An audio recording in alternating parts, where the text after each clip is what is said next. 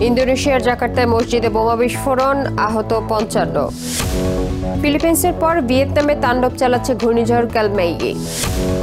North কোরিয়ার ক্ষেপণাস্ত্র নিক্ষেপের তীব্র নিন্দা জাপানের। চায়নার বিমানবাহী রণতরী ফুজিয়ানের উদ্বোধন ঘোষণা। এশিয়ার রাজনৈতিক, অর্থনৈতিক সহ সবশেষ খবরাখবর আপনাদের সামনে এক নজরে তুলে ধরছি আমি ইসরাত জাহান।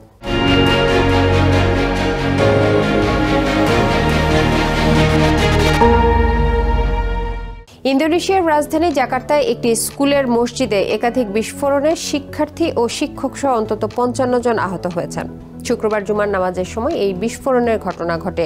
পুলিশ জানিয়েছে সন্দেহভাজন হামলাকারী হিসেবে ১৭ বছর বয়সী এক কিশোরকে চিহ্নিত করা হয়েছে, যিনি অস্ত্রোপচারের জন্য হাসপাতালে ভর্তি আছেন। পরিকল্পিতভাবে এই হামলা চালানো হয়েছে বলে সন্দেহ পুলিশের। বিস্ফোরণটি ঘটে ইন্দোনেশিয়ার রাজধানী জাকার্তার কেলাপা গার্ডিং এলাকায় একটি বিদ্যালয় কম্পাউন্ডের ভেতরে থাকা মসজিদে। শুক্রবার মুসল্লিরা যখন নামাজ আদায়ে ব্যস্ত, ঠিক তখনই ঘটে পরপর দুটি বিস্ফোরণ।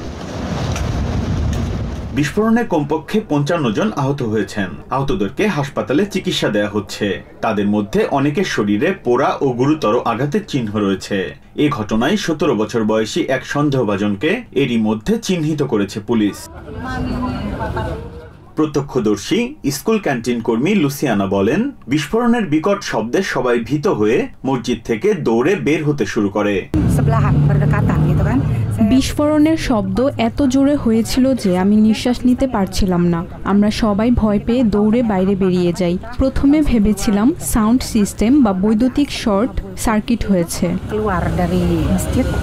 স্থানীয় বাসিন্দা ইমানুয়েল ট্যারিগান বলেন, ভবনের ভেতরে বিস্ফোরণ হলেও বাইরের অংশে তেমন কোনো ক্ষতি হয়নি। আমাদের বাচ্চারা এই স্কুলে পড়ে, আমরা তাদেরকে খুঁজে বের করার চেষ্টা করছি। জায়গাটিতে ভীষণ ভিড় ছিল। আমরা অনেক আহত মানুষকে দেখেছি, কারো মুখমণ্ডল পর্যন্ত বিকৃত হয়ে গিয়েছিল। ইন্দোনেশিয়ার সংসদের ডেপুটি স্পিকার সুপমি দাসকো আহমেদ হাসপাতালে আহতদের দেখতে গিয়ে সাংবাদিকদের বলেন, সন্দেহভাজন কিশোর হাসপাতালে চিকিৎসাধীন। হামলার উদ্দেশ্য এখনো জানা যায়নি, তদন্ত চলছে। শিগগিরই প্রকৃত ঘটনা বের হয়ে আসবে।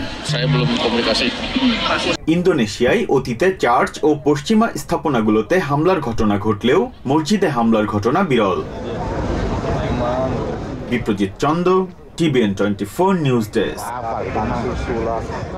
ভিয়েতনামের মধ্যাঞ্চলের উপকূলে ঘূর্ণিঝড় ক্যালমেইগির আঘাতে অন্তত ৫ জনের মৃত্যু হয়েছে, আহত হয়েছেন ৭ জন। দেশটির দুর্যোগ ব্যবস্থাপনা সংস্থা জানিয়েছে, ঘূর্ণিঝড়ের আঘাতে ২৮০০ বাড়ি ক্ষতিগ্রস্ত হয়েছে।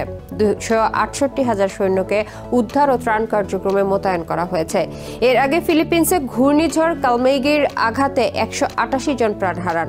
বৈশ্বিক তাপমাত্রা বৃদ্ধির কারণেই প্রাকৃতিক দুর্যোগ আশঙ্কাজনক হারে বাড়ছে বলে মনে করছেন বিশেষজ্ঞরা।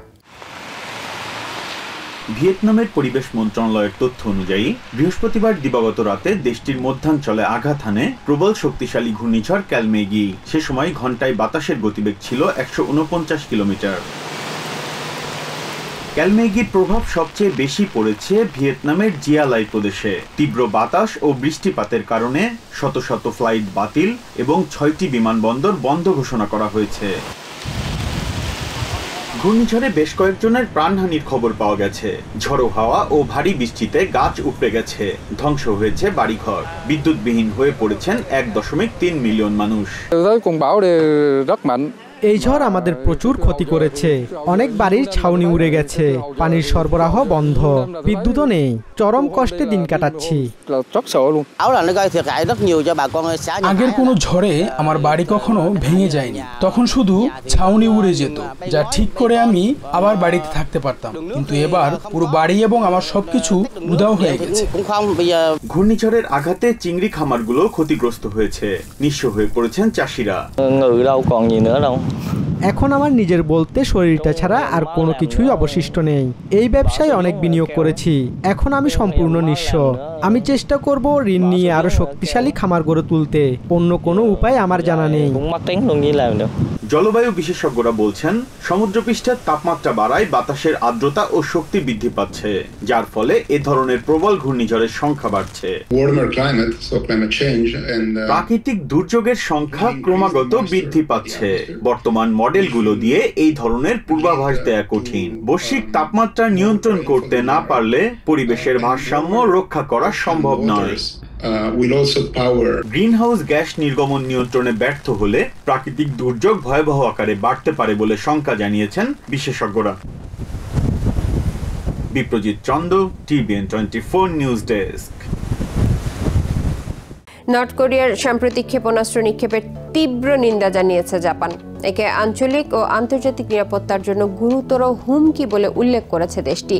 টোকিও সরকার জানায়, এই ধরনের উস্কানিমূলক কর্মকাণ্ড জাতিসংঘ নিরাপত্তা পরিষদের প্রস্তাবের সরাসরি লঙ্ঘন।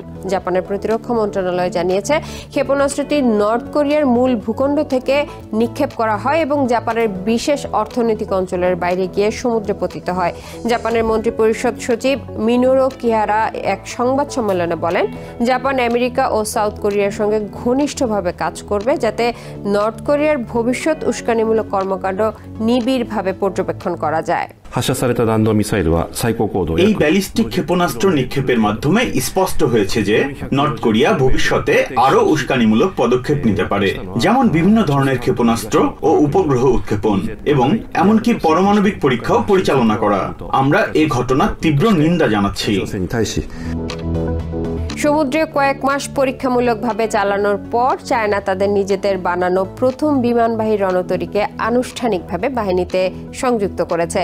তৃতীয় এই বিমানবাহী রণতরীর নাম ফুজিয়ান। দেশটির প্রেসিডেন্ট শি জিনপিং বুধবার হাইনান প্রদেশে রণতরী ফুজিয়ানের যাত্রার সূচনা ও পতাকা উপহার অনুষ্ঠানে অংশ নেন। চায়নার প্রথম দুটি বিমানবাহী রণতরী রাশিয়ান নকশায় তৈরি হয়েছিল। নতুনটির ফ্লাইট ডেক সমতল হওয়া এবং বিমান উড্ডয়নের বিদ্যুৎ চৌম্বকীয় ক্যাটাপুল্ট ব্যবহারের সুযোগ থাকায় এটি আগের দুটি রণতরীর চেয়ে অত্যাধুনিক ও অনেক বেশি কার্যকর। এক নজরে প্রতিদিন এশিয়ার খবর জানতে চোখ রাখুন TVN 24 নিউজ নেটওয়ার্কের ইউটিউব ও ফেসবুক পেজে। নিউ ইয়র্ক থেকে সম্প্রচারিত TVN 24 টেলিভিশন বিশ্বজুড়ে বাঙালির কণ্ঠস্বর।